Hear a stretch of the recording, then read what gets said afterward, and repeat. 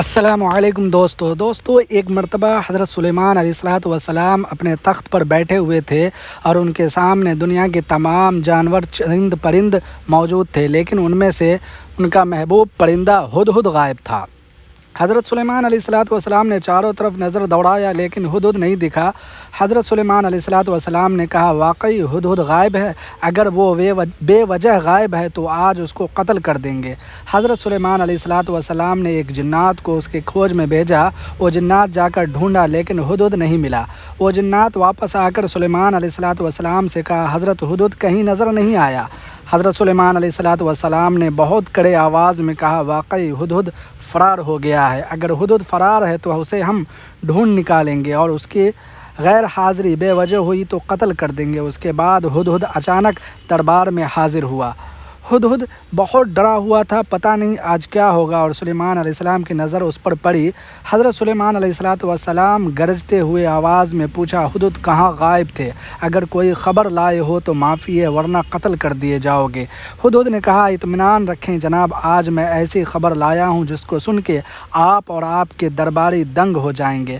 حضرت سلیمان علیہ الصلوۃ والسلام نے پھر کہا، گرجتے ہوئے، تو بتاتے کیوں نہیں؟ ہدہد نے بیان کیا، ایک جگہ جس کا نام سبا ہے، وہاں کی ملکہ ایک عورت ہے، اس کا تخت بہت شاندار ہے، اس کے ہر کام پر خادم موجود ہیں، وہ کسی چیز کو کرنے کا اشارہ کرے تو وہ کرتے ہیں، اور وہ سب کے سب سورج کی عبادت کرتے ہیں، اور اس عورت کا نام بلقیس ہے۔ اس خبر کے بعد حضرت سلیمان علیہ الصلوۃ والسلام کو بہت حیرت ہوئی کہ آپ تک مجھے معلوم نہیں ہوا کہ اس کے بارے میں۔ حضرت سلیمان علیہ الصلوۃ والسلام نے ایک خط لکھا بلقیس کے نام اور اسے سورج کی عبادت کرنے سے منع کیا اور ایک اللہ کی عبادت کرنے کو کہا، اور کہا کہ میں اللہ کا بھیجا ہوا پیغمبر ہوں، اور کہا کہ اللہ نے مجھے بہت سے طاقتوں کا مالک بنایا ہے اور ہدہد کو دے کر بھیج دیا، اور کہا کہ اگر سورج کی عبادت چھوڑ کر ایک اللہ کی عبادت نہیں کرو گی تو میری فوج سے ٹکرانے کے لیے تیار ہو جاؤ، اور یہ جان لو کہ میری فوج منٹوں میں تمہاری فوج کا تہس نہس کر دے گی۔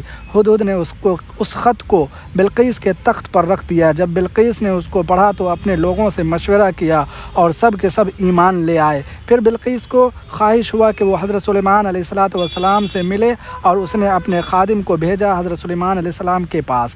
بلقیس کا خادم آیا حضرت سلیمان علیہ السلام کے پاس اور بتایا اور کہا کہ میری ملکہ آپ سے ملنا چاہتی ہے۔ حضرت سلیمان علیہ الصلوۃ والسلام اجازت دی۔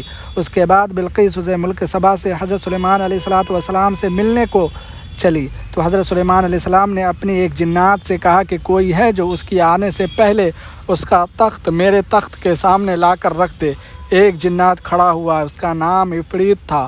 اس نے کہا، میں اس کا تخت اس کے آنے سے پہلے رکھ دوں گا، اور اس کے آنے سے پہلے بلقیس کا تخت لا کر حضرت سلیمان علیہ الصلوۃ والسلام کے سامنے رکھ دیا۔ بلقیس جب حضرت سلیمان علیہ السلام کے پاس پہنچی تو بہت حیران رہ گئی اپنے تخت کو دیکھ کر، اور سوچ میں پڑ گئی کہ یہ تخت میرا ہے یا میرے تخت کے جیسا۔